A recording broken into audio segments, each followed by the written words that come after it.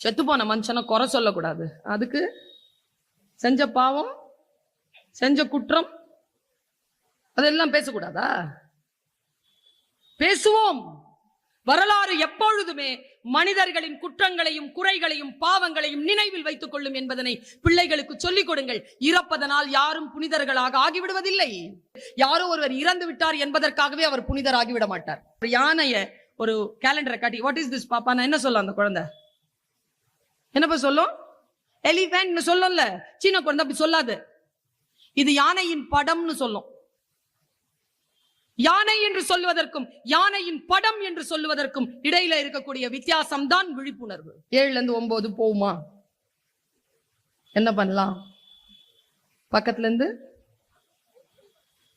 வாங்கின கடனை என்னைக்கா திருப்பி கொடுத்துற மாதிரி சொல்லி தந்திருக்கும். சீன நாட்டுக்காரன் உதவி